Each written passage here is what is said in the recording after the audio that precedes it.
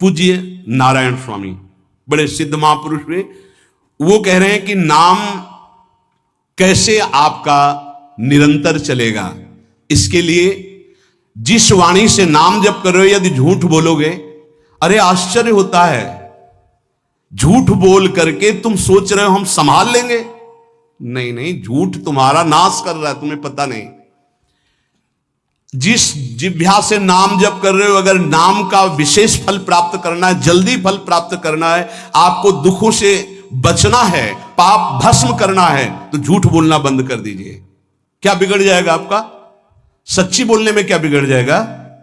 सच्ची बोलना शुरू करोगे, हिम्मत नहीं रह जाएगी पाप करने की।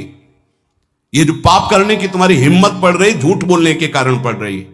नहीं, असत्य संपातक पुंजा, सबसे बड़ा पाप झूठ बोलना। उससे क्या होता है? हर चीज हम छुपाना चाहते हैं। किससे? उस सर्वज्ञ परमात्मा से, गुरुदेव से। नहीं, झूठ नहीं। नाम इसीलिए नहीं चल पा रहा, थोड़ी दिन नाम चलाएंगे छूट जाएगा, क्योंकि आप झूठ बोलते हैं, पापाचरण करते हैं। अगर नाम को चलाना है तो नारायण स्वामी जी कह रहे हैं, पहली बात मौन का आश्रय लीजिए, कम बोलिए, अधिकतर चुप रहना सीखिए, तभी नाम चला पाएंगे। जो कार्य कर रहे हैं आप उस पर ध्यान दें, उस कार्य को एकाग्रता पूर्वक करें, वाणी को मौन रखें, उस वाणी से धीरे धीरे नाम उच्चारण करें। कम से कम 24 घंटे में 4 घंटे मौन का तो सबको अभ्यास कर लेना चाहिए। 24 घंटे में 4 घंटे मौन का। तो ऐसे ऐसे बुद्धिमान वो कहेंगे हम 6 घंटे मौन रहते हैं। कब? बोले जब सोते हैं तब। आप 4 घंटे कह रहे हम 6 घंटे मौन रहते हैं, 24 घंटे में हम 6 घंटे मौन रहते हैं। बहुत बुद्धिमान है। बोले आप 4 घंटे कहते, हम 6 घंटे मौन रहते हैं। तो कब आप मौन रहते हैं? बोले जब सोते हैं तो 6 घंटे सोते हैं, मौन ही रहते हैं उस समय। मौन जागृत की कह रहा हूं, 4 घंटे का। नारायण स्वामी के बहुत बड़े महापुरुष हुए, तुम 4 घंटे मौन का अभ्यास करो, ऐसा निकालो 2 घंटे, 2-2 घंटे करके 24 घंटे में 4 घंटे मौन। उस समय हम किसी से बात नहीं करेंगे, नाम जप करेंगे। कार्य करो, कार्य करने के लिए मना नहीं कर रहे हैं, कम बोलो। आजकल लोग अपनी जीवनी शक्ति को बोलने के द्वारा बहुत नष्ट कर रहे हैं, व्यर्थ की बातें करते रहते हैं। 4 आदमी चल रहे हो, आप पीछे चलिएगा, सुनते, बेमतलब की बातें। नाम जब नहीं होगा वो डिलीट नहीं होंगी, वैसे ही बनी रहेंगी, अगले जन्म के लिए तैयार हो रहा है। इसलिए नाम यदि सिद्ध करना है, नाम का फल लेना है, नाम का आनंद लेना है, तो वृथा भाषण बंद करो, बेकार की बात बंद करो। जितना कम बोलने से काम चल जाए उतना। सामने वाले को बोलने दीजिए, आप बीच में नाम चल रहा है जी, नाम चल रहा है। जब कोई आवश्यक बात हुई, पवित्र शब्द बोल दिया, नहीं, चुपचाप सुनो। उसको लग रहा है कि आप संभाषण करो, मान लो रिश्तेदार है, नातेदार है, मित्र, अब आप व्यवहार में हैं, आप सीधे ये तो नहीं कह सकते हमसे बात मत करो। नहीं, हाँ बात कीजिए, लेकिन आप कम बोलिए, उसको बोलने दीजिए, आप नाम जप कीजिए, जरूरत भर बात कीजिए। बात में भगवान की चर्चा हो तो कोई बात नहीं, अगर प्रपंच की चर्चा है तो बचने की कोशिश कीजिए। अपने संबंधियों, अपने दोस्तों, अपने व्यवहारियों से व्यवहार, दोस्ती, संबंध शिथिल कीजिए, तभी नाम में प्रीति होगी। अगर ये अब हमारे दोस्त आ गए हैं तो फिर वो दोस्त छूट जाएगा नाम, अब बातें शुरू हो गई प्रपंच की। धन्य है ऐसी बुद्धि जो प्रियजनों से भी संभाषण केवल भगवत वाक्यों का, अन्यथा नहीं। इसीलिए इस मार्ग को वर्ण करना बहुत कठिन है। एक ऐसा तुम्हारा निवास स्थान होना चाहिए अलग, जिसमें अपने रिश्तेदार, नातेदार, व्यवहारियों का प्रवेश ना हो। आपकी शैया अलग होनी चाहिए।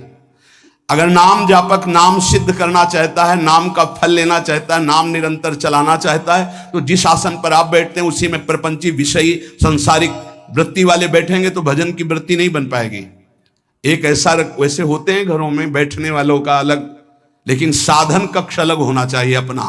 किसी का यदि प्रवेश ना हो तो आप देखेंगे कि आपके साधन के परमाणु आपको वहां बैठते ही तत्काल विक्षेप रहित करके भजन में लगा देंगे। अगर घर में ऐसा कुछ ना हो तो एक आसन अपना अकेला रखिए, जिस पर आप शयन करें वो आसन केवल आपका ही होना चाहिए। अगर वो सार्वजनिक बैठने के लिए ही है, ऐसी व्यवस्था नहीं, तो आसन समेट कर अपना अलग रख दीजिए और दूसरे आसनों पर बैठा लिए, फिर वो आसन हटाकर जब आप शयन करें तो आपका आसन होना चाहिए। इसका बहुत बड़ा प्रभाव पड़ेगा। कोई भी ऐसा दृश्य या पुस्तक ना पढ़ें जो वासनात्मक हो और प्रभु के नाम से आपको विमुख कर दे। अखबार आदि, समाचार आदि, ये हमारे चिंतन को नष्ट करते हैं। अगर नाम जप करना है, निरंतर नाम स्मृति बैठालनी है, एक घटना कई मिनट तक विक्षेप देती है। ऐसा हुआ, कैसे लोग हैं, अब उसमें तो समाचार ही हो रहे हैं, सैकड़ों बातें हो रही, पेपर है तो सैकड़ों बातें लिखी हैं, क्या क्या, अब वो सब दिमाग में भर गई। इतना व्यसन है किसी किसी को पेपर पढ़ने का, समाचार पत्र पढ़ने का, कि सुबह होते ही वो विरह में रहते हैं कि पेपर आ जाएगा, आया नहीं, मिला तो ऐसी एकाग्रता से पढ़ते हैं जैसे वेदांत चिंतन करने वाला वेदांत चिंतन। चश्मा लगा, चाय रखी, ठंडी हो रही, उससे मतलब बीच बीच में चाय और चश्मा से और पूरे दिमाग में वही। अब क्या करेगा, जो पढ़ा है उसका चिंतन बनेगा, वही बोला जाएगा। अब जहां चार मिले तो तुम्हें पता है, उत्तर प्रदेश में ये हुआ, मध्य प्रदेश में ये हुआ, चर्चा दिमाग। नाम जापक पूज्य श्री नारायण स्वामी कह रहे हैं, अखबार पढ़ना, दुनिया भर के प्रपंच की जिसमें बातें हैं, ऐसे समाचार, ऐसे टेलीविजन देखना, ये तुम्हारे हृदय में नाम नहीं चलने देंगे, तुम्हारी स्फुरणा को गंदी कर देंगे, बेकार का वक्त खराब होगा। इसलिए अगर आपको पढ़ना ही है तो धार्मिक ग्रंथों को पढ़िए, अपने इष्ट संबंधी ग्रंथों को पढ़िए नाम जपने के लिए। किसी को कभी वचन न दें। पांचवा, बहुत बहुत पॉइंट की बात करें, यदि आपने किसी को वचन दे दिया और पूरा नहीं किया तो भजन का फल वहां जाएगा, ध्यान रखना। यही हमसे सब त्रुटियां होती रहती है अपने लोगों से। जाओ आज से बाद वचन दे दिया, हम ऐसा नहीं करेंगे, नहीं करेंगे चाहे मर जाएं। और अपने लोग ऐसे फिसड्डी हैं कि शाम के वचन देते हैं और सुबह फिसल जाते हैं, 2-4 दिन बहुत चला फिर फिसल जाते हैं। बोले कसम से आज से ऐसा नहीं करेंगे। तो आप इसको खिलवाड़ न समझे, आपके सुकृत नष्ट हो रहे हैं, वासना आपके सुकृतों को नष्ट कर रही। दूसरा, जैसे आपने किसी से कहा कि मैं शाम के 5 बजे आ जाऊंगा, तो 5 बजने में 5 मिनट कम होने पर आपको पहुंच जाना चाहिए, 5 मिनट ओवर होने पर नहीं, उसके पहले ही आपको ऊपर। यह संतों के जीवन में देखा गया है। समय का बहुत बड़ा जीवन में अस्तित्व है। अगर आप किसी को समय दें, फिर उसमें प्रमाद स्थिति नहीं होनी चाहिए। 5 मिनट पहले पहुंचिए। समय दिया है किसी को तो 5 मिनट पहले, उसको इंतजार ना करना पड़े। रात को सोते समय नाम जापक उपासक विचार करें, मेरा नाम किन किन कार्यों में छूटा, मेरे से कौन कौन सा पाप हुआ, मैंने कौन सी आज गलती की जो नहीं करना चाहिए, और उसे डायरी में नोट करें। नारायण स्वामी कह रहे हैं दूसरे दिन सावधानी पूर्वक वो गलतियां ना होने पावे जो हमने आज की। जब उपासक सत्य बोलना स्वीकार करता है तो उसके हृदय में डर जागृत हो जाता है। ध्यान रखना, डर ये माया के द्वारा प्रेरित है। अगर व्यापार में सत्य बोलेंगे तो पैसा अधिक नहीं आएगा, अगर हम सत्य बोल दिए तो डांट लगेगी, अगर हम सत्य बोल दिए तो सब लोग जान जाएंगे मैं ऐसा गंदा हूं। सच्ची मानिए, सत्य बोलने का नियम ले लीजिए, आप निष्पाप हो जाएंगे, आप महात्मा बन जाएंगे अंदर से, कोई भी पापाचरण आपके जीवन में नहीं रह जाएगा। भगवान का नाम सत्य है, उस नाम को चलाने के लिए झूठ बोलने वाला नाम को कैसे चला सकता है। सत्य बोलने से यदि तुम्हारा नुकसान हो रहा है तो तुम सह जाइएगा। नारायण स्वामी कह रहे हैं उससे बड़ा लाभ आपको श्री भगवान प्रदान करेंगे। आप सत्य बोलिए। आजकल भगवान पर विश्वास नहीं, इसलिए झूठ पर विश्वास है। कलयुग की ऐसी प्रेरणा है कि सब झूठ बोलने लगे हैं, कोई डरता ही नहीं झूठ बोलने में। पूरा का पूरा, जैसे नहीं कहते कुछ तो सत्य होगा, ऐसे ऐसे महानुभाव हैं कि 100% झूठ बोल जाते हैं, 100%। धन्य है मोबाइल जो झूठ बुलाने में बहुत प्रवीण है, बहुत प्रवीण है। अरे भाई हम नहीं मिल सकते, आज हमारा मन नहीं है, खत्म खेल हो गया, सत्य बात है, नहीं मिल सकते आपसे, मत उठाओ फोन। अगर तुम्हें झूठे ही बोलना है तो फोन क्यों उठाओ? नहीं बोलेंगे, नहीं उठाएंगे तो समझ जाएगा कि उनकी रुचि नहीं। ये झूठ क्यों बोलना, सत्य बोलो। झूठ से यदि आप बच गए तो आपके जिह्वा पे नाम निरंतर चलने लगेगा। ये झूठ ही नाम नहीं चलने दे रहा। असत्य आचरण, छुपाने की वृत्ति, असत्य भाषण, ये नाम में प्रीति नहीं। किसी को भी फुसलाने के लिए झूठ मत बोलिए। सत्य बोलने का अभ्यास कर लिए तो पापी जीव भी महात्मा बन जाए। सत्य आवश्यक है। एक बड़े कागज पर ऐसी जगह लिख के रख लो जहां तुम उठते बैठते देखते हो कि मुझे सत्य बोलने का नियम लेना है, झूठ नहीं बोलना है। सत्य साधन कर लो, फिर देखो नाम कैसे चलता है। तपस्या, बड़े बड़े पुण्य, बड़े बड़े तीर्थ स्नान उतना पवित्र नहीं करेंगे जितना सत्य बोलने से होगा। पर बहुत कठिन है इस समय सत्य बोलना। मतलब बात बात पे असत्य का ही वर्ताव हो रहा है, असत्य का अच्छा, ये कोई संसारी आदमी में नहीं, कुछ ऐसे होंगे जो सत्य की वार्ता करते नहीं। प्रायः क्या जाता है, झूठ बोलने में बोल दिया और सामने वाला राजी हो गया, हम निकल गए। लेकिन सत्य ना होने के कारण आप में सत्य आचरण, सत्य स्वरूप भगवान का नाम, भगवान को कहा गया सत्य नारायण, वो नाम नहीं चलेगा। भजन करने का पहला साधन है सत्य बोलना। जबान से सत्य बोला जाए और भजन की संख्या प्रारंभ में जरूर लेनी चाहिए।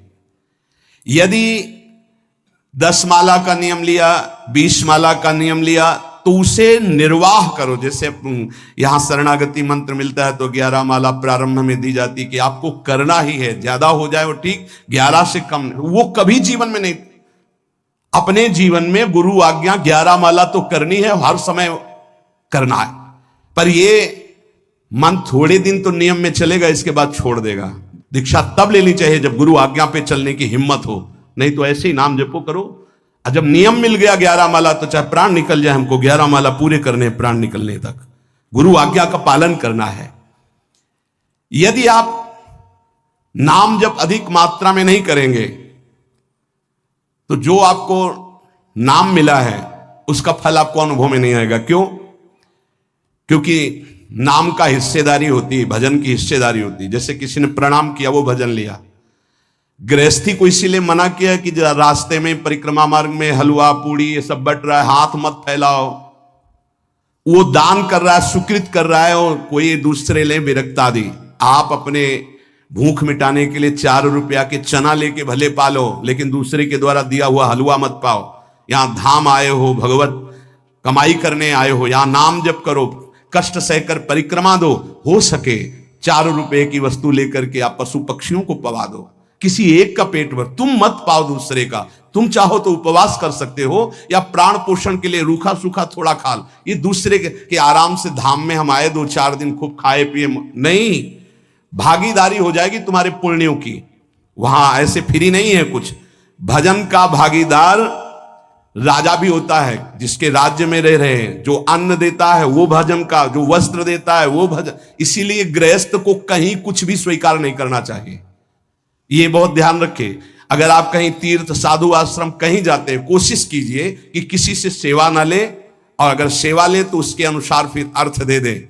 अगर आपने वहां भोजन पाया, पानी पाया, तो उसके अनुसार सोच ले कि अगर हम इतना खरीदते तो कितने का मिलता, वो दे दिया तो आपका भजन बच गया। कभी आपको कोई प्रणाम नमस्कार करे, तत्काल बराबर प्रणाम करो। किसी को अपना भजन का हिस्सेदारी नहीं, सबका मंगल हो। ये भजन जितना बढ़ेगा तो आपको भगवदाकार कर देगा। दिन रात 24 घंटे में 21,600 श्वास चलती है। 21,600 श्वास में 6 घंटा तो सोने के चले जाते, उस समय तो चेतना नहीं रहती। अब हमको अगर 21,600 नाम हमको जपने को मिल जाए तो हमारी हर श्वास सार्थक हो जाए। जो हम 5-6 घंटा सोते हैं उसमें जिनका अभ्यास है तो बात अलग है, नहीं तो वो व्यर्थ जाती हैं। तो हमें एक श्वास में कई नाम जपने का अभ्यास करना चाहिए, जिससे 200 माला फेरने पर ये 21,600 श्वासों की गणना पूरी होती है। अगर हम 200 माला का नियम लें तो इतना हो सकता है। तो हमें लगता है अगर हर समय माला नहीं ले सकते तो श्वास वाली माला बहुत अच्छी रहती है। श्वास में 4 बार खींचो, 4 बार नाम लेते हुए छोड़ो,